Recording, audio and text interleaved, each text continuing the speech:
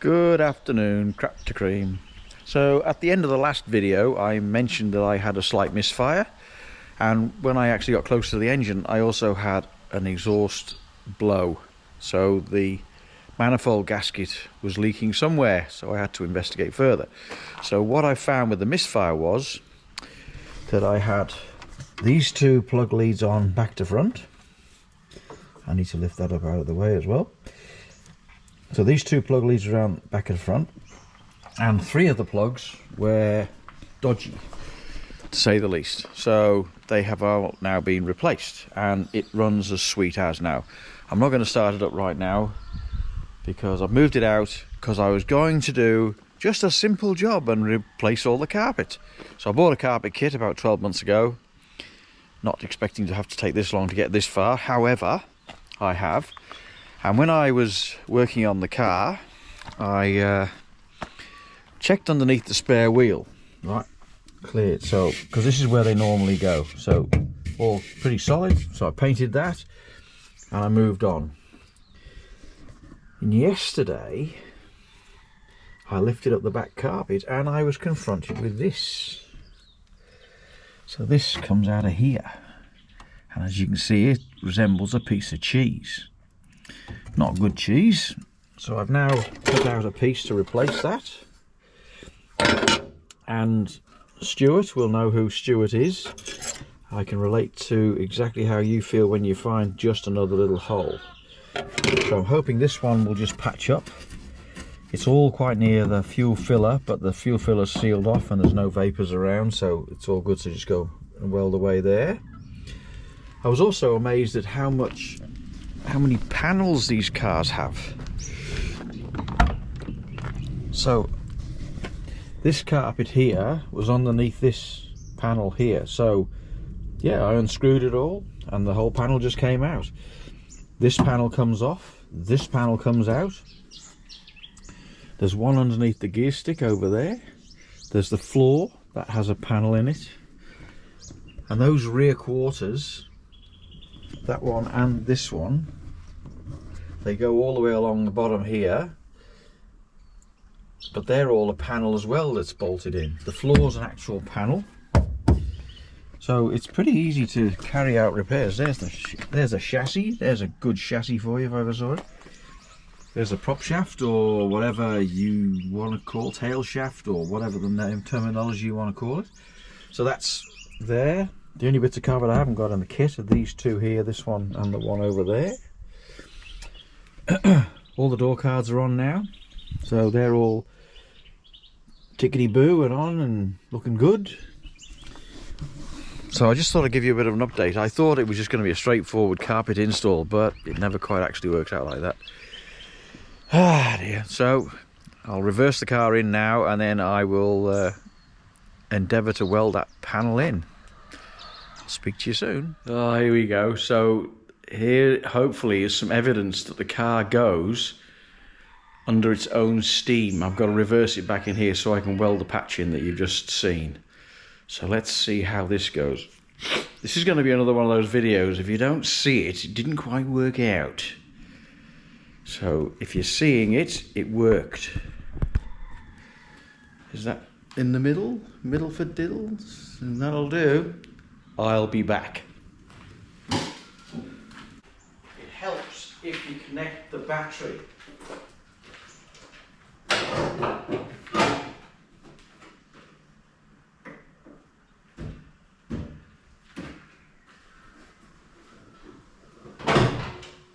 Give it another go.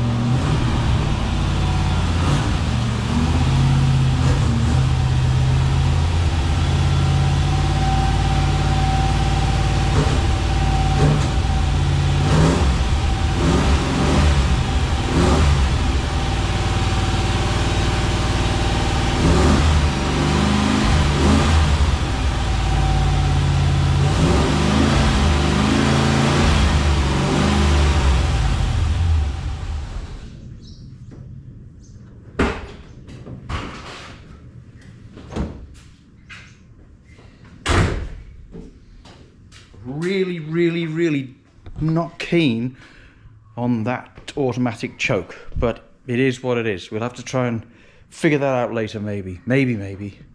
All right, now to weld the patch in. I'm back. Okay, so I've now welded this patch in, and I'll show it you now without the paint, which is the great forgiver. And it was interesting, to say the least, trying to weld something that had the approximate thickness of toilet paper. So anyway, here we go. Comment away to your heart's content. So that's the bit that was here before. Obviously, this is the bit that was here before, and that's what it looks like now. So I'll put a sealer against the body to see what that does. But anyway, over there where you see this bit here, that bit there is where I had to play chasey with the weld. I maybe should have come out a bit further, but hey, I didn't. So it is what it is.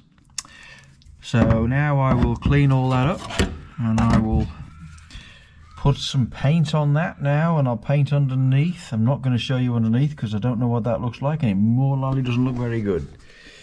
And the other side of the weld doesn't, but I know I've got good penetration because yeah. Anyway, all right, so that's part 2 of this little video, and we'll see where we go with this. So I'll paint this, and I'm not sure whether it'll include some of the carpeting, but we'll see how we go. All right, so I'll say au revoir rather than goodbye, because I'll be back. So here I am again. So the repair in the back has now been completed. So hopefully you can see that. Yep, so the paint's the miracle cure here.